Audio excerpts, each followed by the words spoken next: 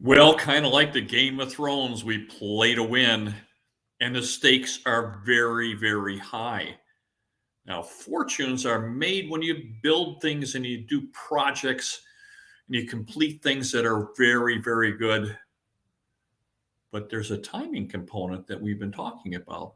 And the timing is turning against a lot of investors who've got a lot at stake, and fortunes are going to be lost.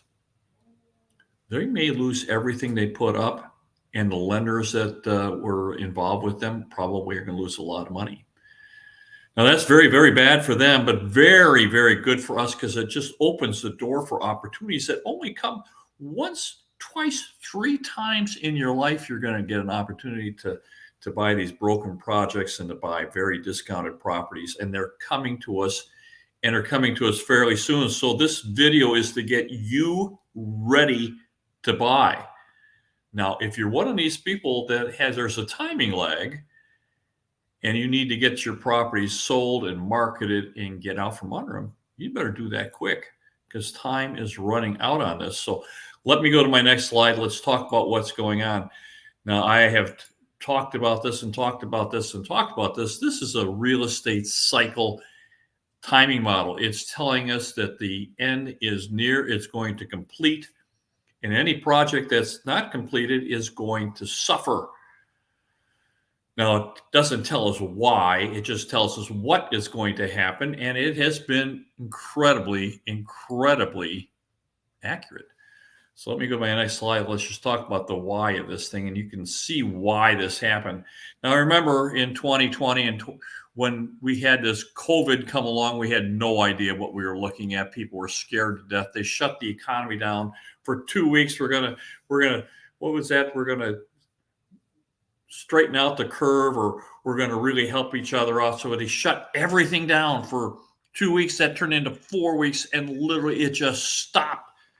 Losses were just amounting everywhere, and the economy was just at a standstill.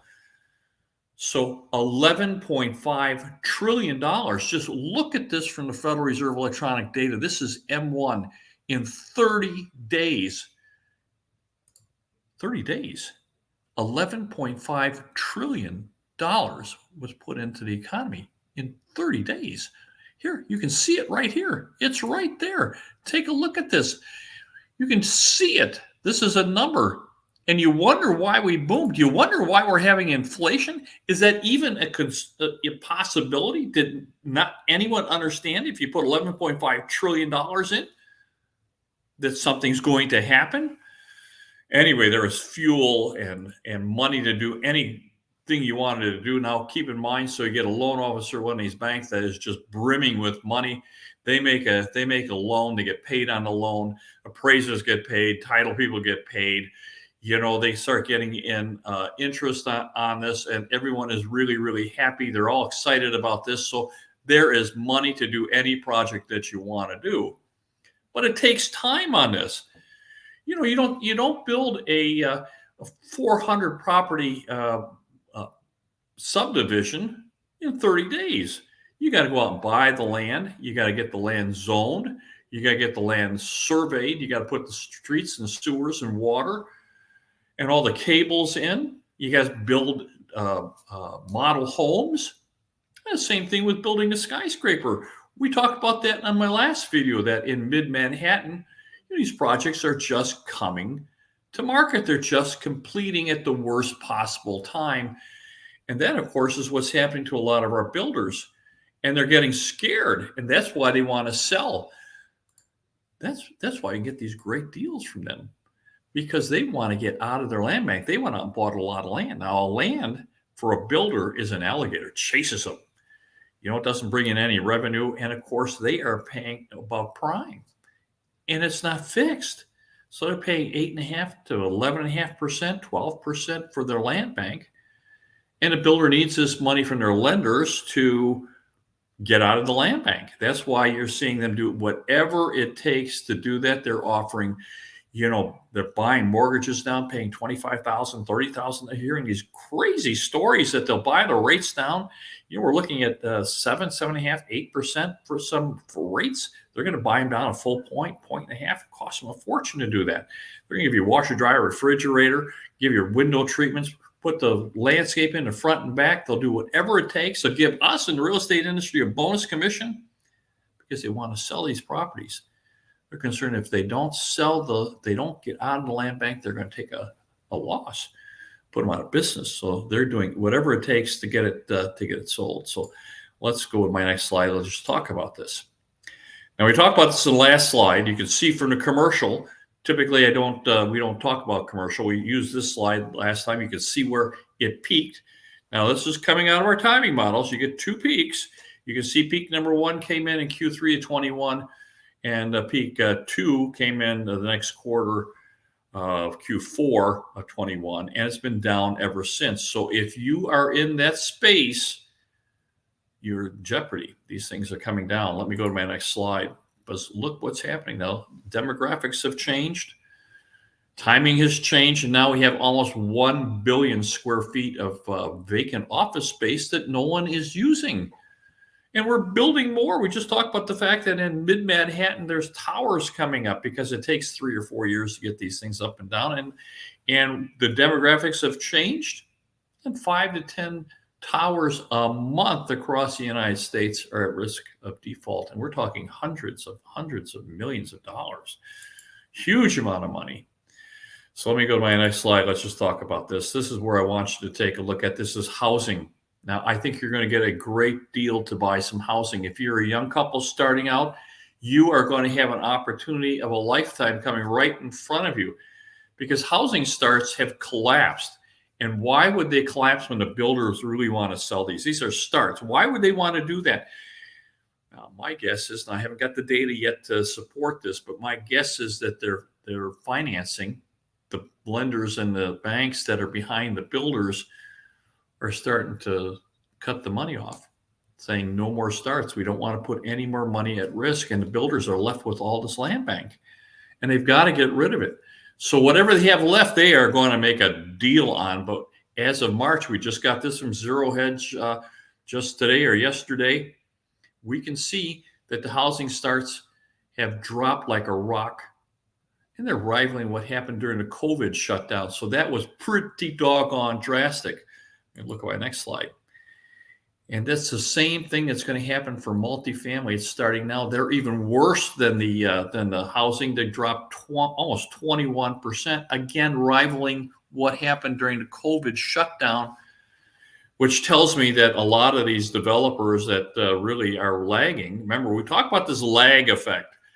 You know, if you don't need to refinance, then you don't need to be worried about the interest rates. But the moment you have to refinance, the moment you need some more money, that lag effect kicks in for you and you're in trouble.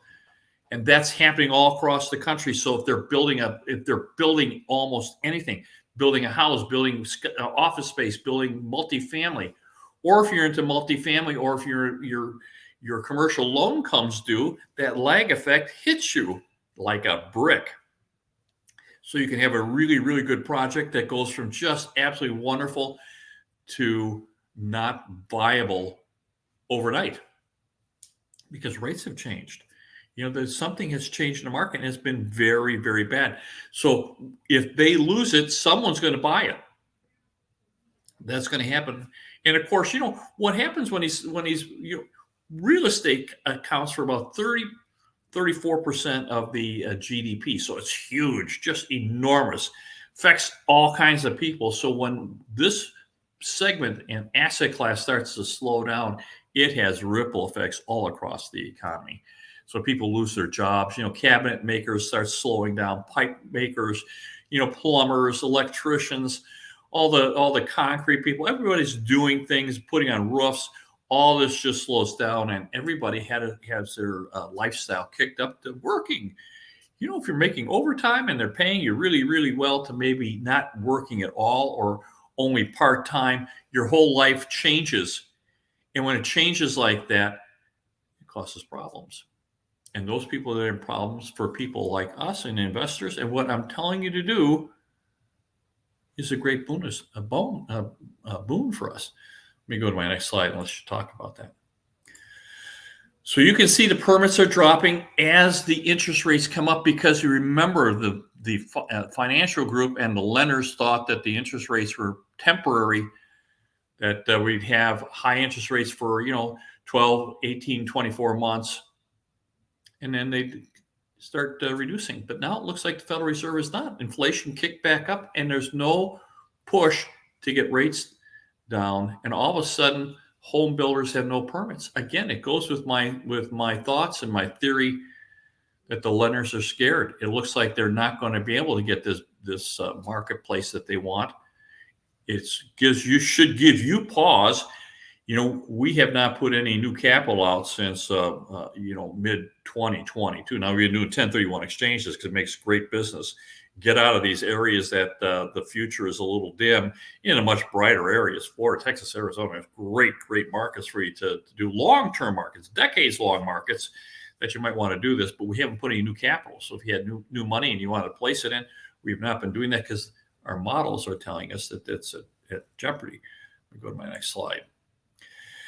Now, when we talk about jeopardy, I've used this before. This is coming from a great mind, Charles Hugh Smith. He did this. He's just a brilliant man. We're talking about bubbles. Now, you have to know that we're in a bubble. It's called the everything bubble. It's in stocks. It was in bonds. And bonds, of course, are deflated. And look what happened to when bonds deflated. Charles Hugh Smith has done this great bubble symmetry, and he's expecting that we could have a 30% retracement. I think that's very possible, particularly in overbuilt and over exuberant marketplaces, maybe like Austin and some places in Florida. You could have Arizona here. We learned our lesson last time. We carried that bad crown for a long time as being the king of the bad business. Not so much this time, but I don't think we're immune. We're going to come down a little bit, making for a very good time for us to buy. But Charles Hugh Smith thinks it could go from 30 to 60% retracement. And of course, if you're in the business, that would be a very tough thing. If you're building and you have a 60% retracement, that would be very hard. But for us, it's a great deal. Just a great opportunity for us to buy. That's coming for us. We're looking for to do that. We have a couple of different programs for you. We represent a lot out of state, out of country investors. Some have never seen their properties. That's our business. We're fiduciaries. We'll take very good care of it. We have repair people. We have property managers. We have people that do the acquisitions. We have everything that you possibly need, and we'll send you a check. You can make it as passive as you want or as active as you want. We're here to help you. But please contact us. We think we have an opportunity coming, and we'd like to take advantage of that. This is where you can reach me at West USA. It's $1 billion firm. So give me a call. My very best to you guys. Bye-bye now.